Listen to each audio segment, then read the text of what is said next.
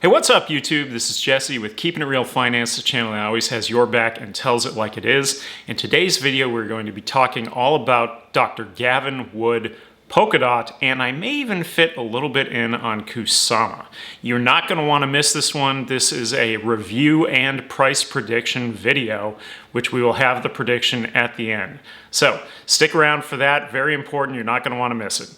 As always, if you're a first-time viewer, make sure to hit the subscribe button, click the bell to turn on notifications, and if you enjoyed today's video, make sure to hit the like button. I would greatly appreciate it. And as always, send you good vibes.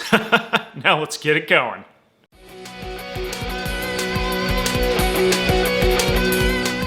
So who is Dr. Gavin Wood? Well, Dr. Gavin Wood is a computer programmer and former research scientist at Microsoft. Now, he is also one of 8 co-founders of Ethereum. He's Ethereum's first chief technology officer. He wrote Ethereum's coding language Solidity. He also wrote the yellow paper defining the Ethereum virtual machine, or the runtime system for smart contracts. He is now the founder of Polkadot, okay? Now, Gavin Wood left the Ethereum Foundation in roughly 2016 to co-found Parity Technologies, which develops core infrastructure for Ethereum, Bitcoin, Zcash, and Polkadot. So let's talk about Polkadot, okay? So what is Polkadot? Well, Polkadot is a heterogeneous multi-chain interchange and translation architecture which enables customized sidechains to connect with public blockchains. So I know that's a mouthful, but stick with me, okay? The idea itself was created by Dr. Wood and his team while developing Ethereum and Ethereum 2.0 while pondering the sharding hurdles a blockchain would face.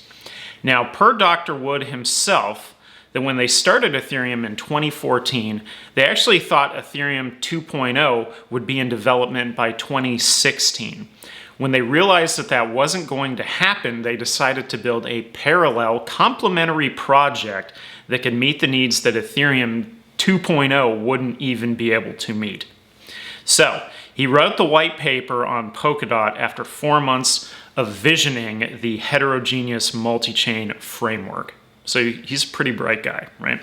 Now, Wood founded the Web3 Foundation, a nonprofit focusing on decentralized internet infrastructure and technology, starting with Polkadot. He's coined a decentralized web as Web 3.0. So you may see him, if you ever see pictures of him, he's often wearing t-shirts that say like a Web 3.0. All right. Now, Polkadot allows each app developer to create their own blockchain that can talk to other ledgers. Developers can decide what kind of transaction fees to charge and how fast to confirm blocks of transactions across the digital ledgers. So, per Dr. Wood, smart contracts are too bloaty, and writing your own blockchain is too much work. So using their framework Substrate, he demonstrated exactly what Polkadot could do in Berlin in 2018 in less than 15 minutes. And where I'm taking this information from is straight from Polkadot's website. There is a YouTube video with Dr. Wood that's about 7 minutes long. Highly recommend you watching it if you're thinking about investing into Polkadot. Very enlightening, all right?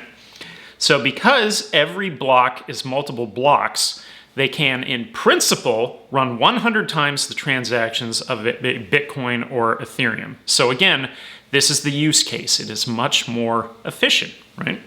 So per the Polkadot website, Polkadot makes it easier than ever to create and connect decentralized applications, services, and institutions. By empowering innovators to build solutions, we seek to free society from its reliance on a broken web where its large institutions can't violate our trust. Interesting. So, if you couldn't read between the lines there's really an undercurrent with Dr. Wood and Polkadot to build technology that no single government or institution controls, but rather tech that is for all of us. So, kind of cool, right? And this is, I gotta be honest, this is one of the reasons I really like crypto. It kind of goes above and beyond any single country, any single view, any single institution. It's a worldwide thing that's all its own. I love that, all right? So, per Dr. Wood, if you've heard the phrase, the pen is mightier than the sword, the keyboard is going to become mightier than the pen pretty soon. He goes on to say, the world in some sense belongs to coders. And at the moment, I gotta say, he's got a point. He's definitely got a point. Now, we can't talk about Polkadot without Kusama.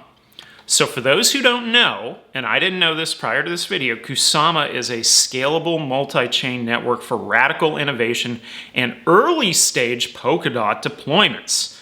They say expect chaos, no promises.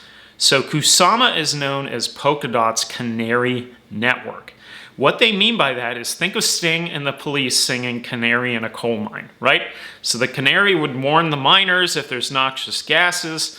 That's basically what Kusama is doing for Polkadot. So though Kusama is not a testnet, it is a place where if they find major problems, they can address them before they emerge on Polkadot. So very important. Now, in 2020, more than 200 projects were funded between grant programs and treasuries. So of those 200, Polkadot's treasury funded 23 with 118,465 DOT. Kusama's year of being live funded 40 proposals with 62,222 KSM. That's the Kusama token.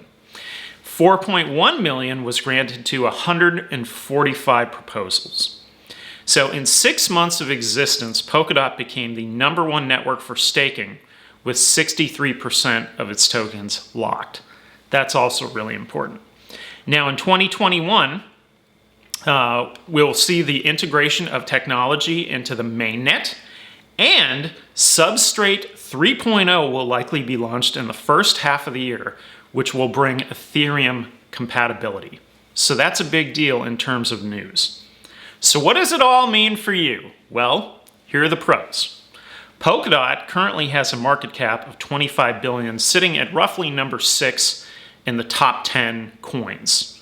Really, it's probably better than XRP, so it should be more like number 5, but XRP has been pumped lately, so that's why it's currently above Polkadot.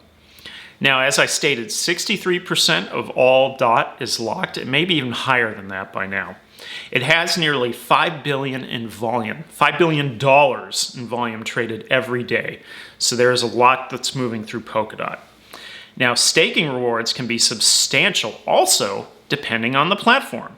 So you can check the website stakingrewards.com and you can simply type in Polkadot and see who's giving rewards where. Now, as a warning, don't ever send your coins to a random party to stake. I personally would only recommend going through an exchange that I know. There's a bunch of random names on that list. You don't know who you're sending it to, what country it's going into, if you would ever get it back. I'm a little uneasy about that, okay? Now, if anyone out there has any great staking options for Polkadot, feel free to leave them in the comments that you've tried, it's tried and true, it works, and you're not a scammer. that would be great. Like if more than one person could say that this is a great option here, that would be fantastic, right? Now, opportunities. So Polkadot is uncapped with a current supply of nearly 908 million coins. Now, they don't have any PR anywhere of any increase in coins, but being uncapped is still, I kind of view that as a negative. I would like things to be capped in the long run. Currently, it's uncapped, right? Now, unlike Cardano that wants to kick Ethereum's ass, which Charles Hoskinson has said publicly, Polkadot wants to be compatible with Ethereum via Substrate 3.0. So this could be good and bad. This is why this is sort of an opportunity, right? So it's good that they're working towards compatibility with Ethereum, which is Bitcoin's little brother that is getting, a lot of press along with Bitcoin. That's a good thing. The bad is that they're spending their time working towards compatibility rather than knocking them out. So I think this simply comes down to Dr. Wood's worldview, that he doesn't necessarily want to be a competitor, he wants to complement. And so it's an interesting viewpoint, definitely different from Charles, who wants to knock out Ethereum, right? So this is a little bit different. Now, price prediction. So this is important. Polkadot went from $3 to $28 in 6 months. So that's a 9x. Follow the same rate of growth, and 28 times 18 would have Polkadot somewhere around $500 by the end of 2021.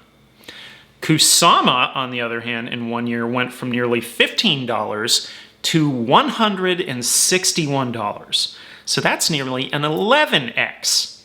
If it keeps up the same rate of growth for 2021, it would be at roughly $1,771. It was at $161 yesterday, and today's Valentine's Day. Happy V-Day to everybody out there, especially my wife. Love you. Okay, now, I don't see any reason why they would decline in value due to all the projects coming on board, as well as Substrate 3.0 Ethereum compatibility update. But let's say we do go conservative. And even if you do go conservative due to, let's say, Cardano, right? And let's say Cardano is highly competitive and maybe it knocks Polkadot back a little bit.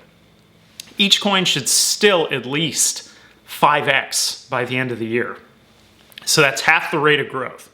Now, if I was going by a rate of growth based on historic, right? What if it goes beyond that?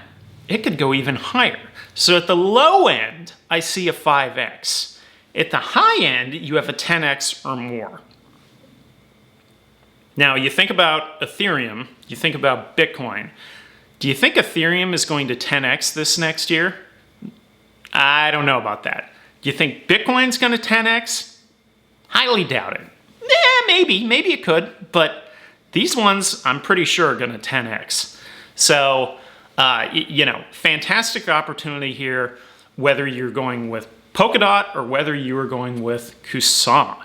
In the long run, both of these are winners, and that's why I wanted to do the video on it today. I'm also highly impressed with Dr. Gavin Wood. As I mentioned, if you watch the videos on Dr. Wood speaking, you can tell he is extremely intelligent. He is a creator, a problem solver. He is really good at it. And that's what he's doing here. And he is complementing Ethereum. So he's not just working on the side, which he is doing, but then he's also working with them. So in a way, he sort of has the best of both worlds, which is very impressive. A really, really neat way to look at this, right? So the bottom line here, it is a fantastic opportunity, and that's why I wanted to do the video today, so I hope you enjoyed it, all right? Now, as always, this is Jesse with Keeping It Real Finance. As I mentioned in all my videos, I'm also on Twitter at KIR Finance. On Twitter, sometimes I do some really funny retweets of things. There's some important things that do come up that I retweet on a regular basis, as well as I sometimes post on charts when the chart is looking fantastic, so don't miss me there. And other than that, that's it for today. Again, happy Valentine's to everybody out there. Hope you have a fantastic and wonderful day with your Valentine. All right? I will see you next time. Later.